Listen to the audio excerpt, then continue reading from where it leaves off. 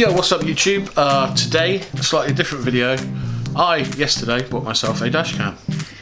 I drive for a living, so I thought it was a good investment. This one, I don't know if you can see it, it's a Nextbase. It'd help if I held it the right way up. It's a Nextbase 312GW. It's got GPS, Wi-Fi on it.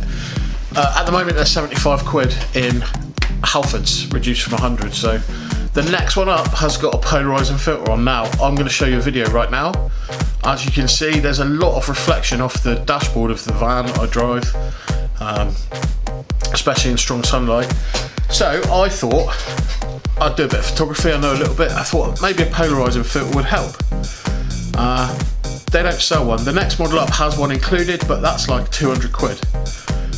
And it's pretty much all the same features as this one. 1080p 30 frames, 720 at 60. But it's an extra, I mean £100 normally, but at the moment 125 because of the discount. So I had a quick look on the internet and to see if someone made an aftermarket one, and they don't. So I thought I would make my own. So what I have got to make this with is going to cost less than a fiver if you can find the bits. So what you will need is a bottle of sriracha, £3. All you actually need is the lid, right? So the lid fits literally perfectly on there like that. So that's pretty cool. It just pops on and off. It's not going to damage it. It's plastic. A pair of 3D glasses. These came free with my TV, but they're really cheap. I mean, you can get them. You can grab a pair from the cinema for like £1.50, and you will need a lens out of that. Now, this is a polarised lens, as you can see. Well, as you maybe can't see, if I put it right over the lens, it basically cuts down on reflection. Right, that's how 3D works. It lets some light in and some not in. I'll give you a quick note. As you can see, as you rotate it, it lets more or less light through. I mean, it doesn't. There you go, look. So, depending on which way it's facing, it lets more or less light through. Right, so all I'm basically going to do is cut the top of this lid off, right, with a very sharp razor blade or a Stanley blade or something, and then I'm going to cut around this and glue it to the top of that, which will then slide on there, and then once it's in my dash, or mounted on my dashboard, I can then rotate it while looking through the screen at the back to cut down the most glare reflection, because it has to be the right way round, okay? I mean, if you can see, as I rotate it, it lets more or less light through. Alright, so basically, when light reflects off a surface, this cuts down on those reflections. Alright, depending on which way it's rotated, it will let the light through or it won't. And what we want to do is stop the reflection coming through, but leave the natural light. So, £3 for a bottle of hot sauce, because the lid is a perfect fit for this model of dashcam. If you've got a different model, you'll obviously have to mess around. I went through every lid I could find in my house, or everything I thought would go over there, and this is what I found. Alright, and that is a perfect fit. You'll obviously have to experiment on your own. So, right, let's get to work then.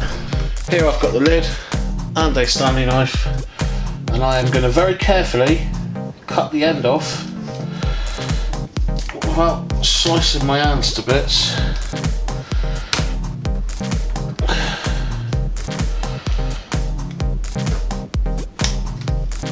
I haven't done that very well, but you get the idea, and I just need to trim it around.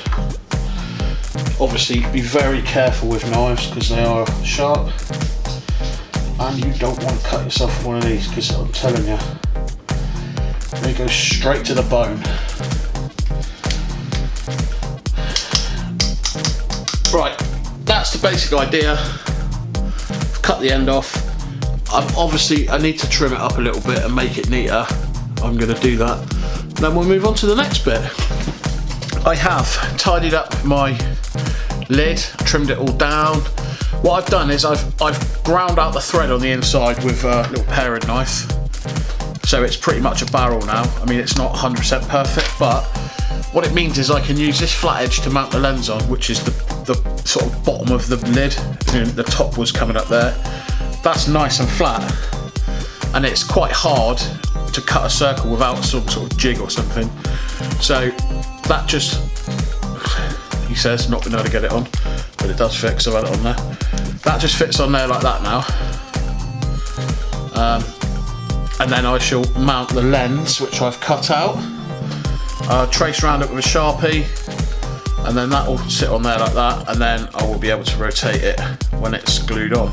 Now I've cut it slightly bigger than I needed it to be, just so that it definitely fits, because I'm not amazingly neat. Right, I'm going to actually make this black at the end so it won't look too stupid when it's sat in the dash, not that anyone will be looking at it. So I've trimmed my lens out, I marked around the bottom of the lid with a Sharpie, and I've cut to the outside of the circle. I don't really know if you can pick that up on there, but you can still see the black line on it. Just because I didn't want to cut it too small, I can always trim it down later. Double-sided sticky tape on here, I'm going to cut the middle out. As you can see, it's pretty sticky, and trim around the edge, so then it will just push fit on. I mean, super glue would do it, but it's quite hard to stick two different types of plastic together with super glue. You could do it with some sort of UV bonding glue if you've got that. That would be brilliant. But I tried with super glue on this one, which I also tried cutting out, and it didn't work. So I've actually used both lenses in the end, because I'm not very good. So on this one, I tried to cut around the inside of the ring, and it just doesn't fit. So I had to do another one. I've cut around the outside, and I'll trim it down later. And I tried with super glue. I think it just smudged everywhere and dried on the lens and not on the lid. So I'm going with double-sided sticky tape for this one, and I'm going to go and trim that down. Right, so I've stuck it on. As you can see, there's a bit of residual around the end, and I'm just going to trim that around now with a pair of scissors to get it nice and neat, which is the easiest way. What I did find with the double-sided tape was that the outside I trimmed like this with a pair of scissors, because that was very easy, but the inside I had to basically change the blade on my Stanley knife. You need something really sharp, because it's obviously quite tacky and it sticks to the blade. So ideally you could use like a scalpel or something like that, would be brilliant, or like quite a sharp craft knife. But there you go. That's all trimmed up now, so there's nothing sticking over the edge. Now what I'm going to do, obviously I don't really want this green stuck on my camera, so I'm going to wrap the edge in black electrical tape, just so it's the sort of same colour as the thing, and there you go. So I'm not sure if you can see what difference that makes. I don't think you can really tell indoors, to be fair, but if I push it up against the lens, no, it doesn't really do anything, does it? Oh, I don't know, you can notice if you look at my front door through the hole in the door, look, you can see how it changes you can see through it there. You can't there, because that's blocking a certain angle of light waves. Right, so next I'm going to tape it all up, and we'll have a look at it when it's finished, and then look about. Unfortunately, it's getting dark now, but it's been a horrible day. Yesterday it was like summer. I mean, it's the 5th of January yesterday, and it was unbelievably sunny, as you could tell from the clip I showed you earlier of me driving. So what I might do is, once I've done this, the next time I go out driving, I'm not at work now till Tuesday, I'll take it out with me, and next time it's sunny I'll do a demo of how it's done, and I'll do that in another video. Right, so I've covered it in tape, made it black, and I've put it on the camera, and to be fair, from you know, you can't actually tell the difference from far away. Now I'm not sure if you can focus on that. It's obviously a very wide angle lens, so that's looking pretty cool. That's got a nice little effect there. So yeah, there you go.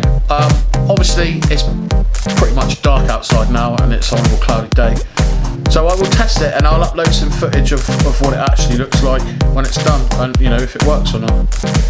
but hopefully that'll solve a problem, because I was really happy with the quality of the dash cam. It was just the reflection of the inside of the dashboard was horrendous, especially when you were driving towards the sun, or if it was sort of coming into you at that angle, sort of in front to the left or right, coming down, and it just seemed that, you know, as you can tell from the footage I showed you earlier, the glare was horrendous.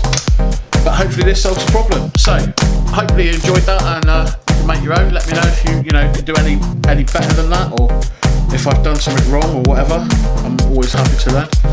And I'll catch you on the next video. I know this is a bit of a departure from the normal videos that no one watches anyway, so hopefully someone will watch this and then go back and watch some of my other videos, which are mostly gaming, but not all. But there you go. That was my little DIY polarised filter for I think all the Nextbase cameras. I'm just going to check. Dash cams. Yeah, so I think they're all, except the Duo and the Ride. So the whole range of Nextbase dash cams all look like they're exactly the same size lens. So I'm guessing this would work for any Nextbase dash cam. Like I say, apart from the Duo, which obviously has got one lens going backwards as well. Will it work on that one? No, I don't think it will. And the other one that it won't work on is the Ride, which is a bike cam anyway, I think, for a helmet or a motorcycle. There you go. Hopefully it's helped, and I hope you get some great results if you follow this DIY guide. Peace!